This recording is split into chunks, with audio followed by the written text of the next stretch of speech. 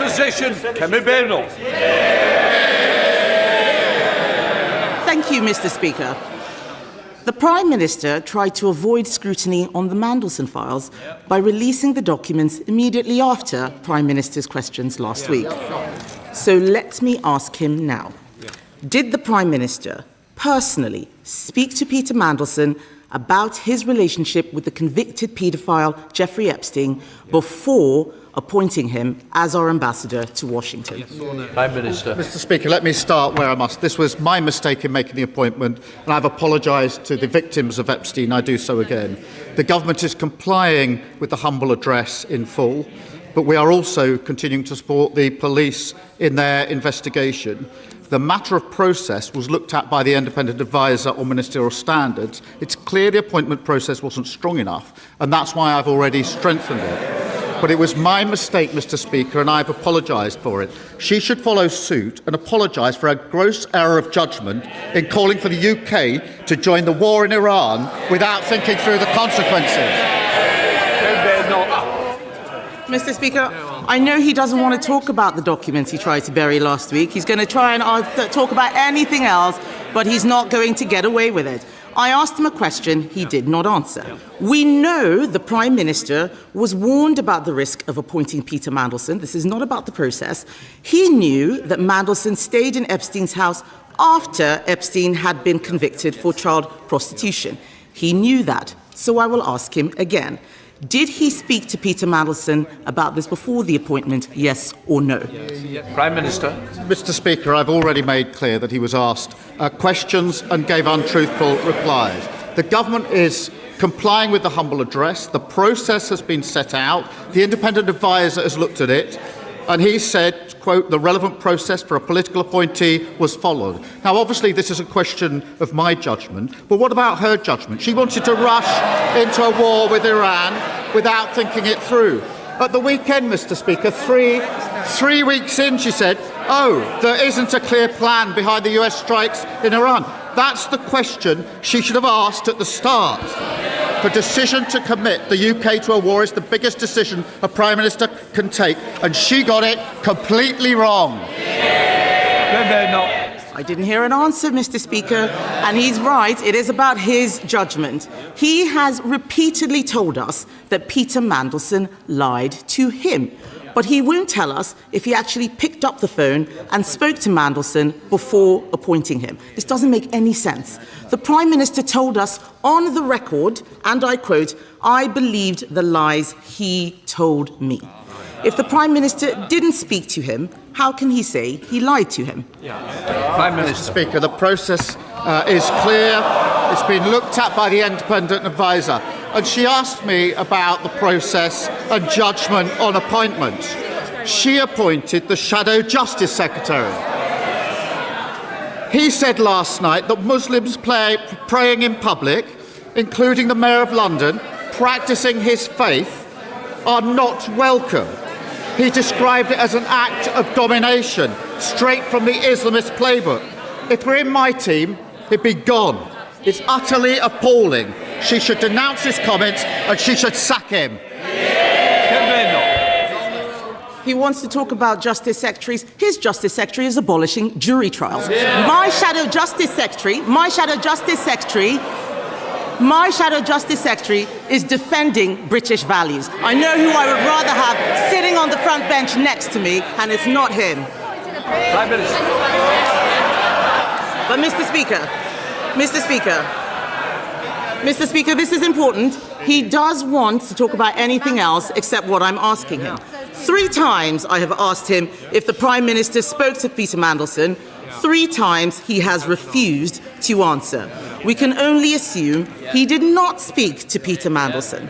From the documents published, we know he left the questioning of Mandelson's relationship with a convicted paedophile to 2 of Mandelson's closest friends, one of whom was also friends with a convicted paedophile. Asking those questions should have been his job. Why did he fail to do his duty? Prime Minister. Mr. Speaker, so her position is that the Shadow Justice Secretary is defending British values when he says Muslims praying together in Trafalgar Square are not welcome. Mr. Speaker, even Tommy Robinson, I can hardly believe I'm saying this, has said today that if the Shadow Justice Secretary had made these hateful comments 2 years ago, the Conservative Party would have kicked him out. Now, Tommy Robinson isn't some sort of moral signpost. He was pointing out how much their party has changed. They're more inclined to his views, and he's right about that. The fact that he's sitting on her front bench shows she's too weak and has got absolutely no judgment. The Prime Minister wants to talk about my leadership. I'm shocked because his former deputy has just fired the starting gun on the race to replace him. And I'll tell him one thing. She and I both agree that this weak man should be replaced by a strong woman.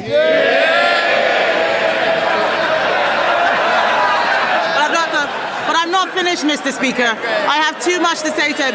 There is still a lot to ask. There is still a lot to ask about the Mandelson files. There's still a lot to ask. The Prime Minister knew that Mandelson had kept up a relationship with Jeffrey Epstein. The documents released also show he'd been warned about appointing Mandelson. He claims he was lied to. Mandelson had twice been fired for dishonesty. So why did the Prime Minister believe Peter Mandelson over the vetting documents? Prime Minister. Mr. Speaker, she asked about leadership. When I see religious events in Trafalgar Square, when I see Hindus celebrating Diwali, when I see Jews celebrating Hanukkah live, when I see Christians performing the Passion of Christ, or Muslims praying, that shows the great strength of our diverse city and country. I've never heard her party call out anything other than the Muslim events. It's only when Muslims are praying. The only conclusion is the Tory party has got a problem with Muslims. Can I just say, people say, I am not responsible for the answers. I've just got to say that. Come here.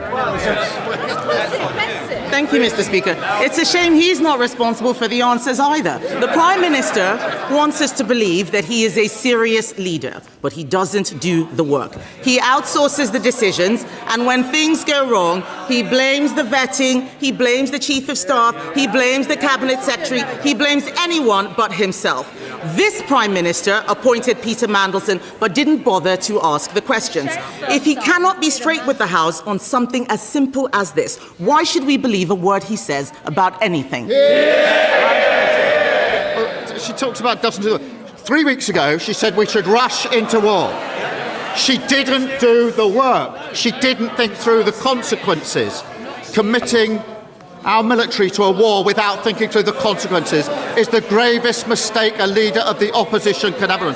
And she comes back a week later and says, oops, I got that one wrong. She's utterly irrelevant and she's got no judgment. This is the leader of the opposition who said I should have empty-chaired the most important NATO summit in years. This is the leader of the opposition who said Greenland is a second-order issue. And this is the leader of the opposition who jumped into a war with Iran without stopping to think. On top of that this week, the failure to condemn and sack... Order. And I will repeat again, I'm not responsible for the answers, but it's certainly not opposition questions. Mr. Speaker, add to that the failure to condemn and sack the Shadow Justice Secretary for the poison and division that he spreads. It's turning out to be quite a month for the leader of the opposition who claims she never makes any mistakes.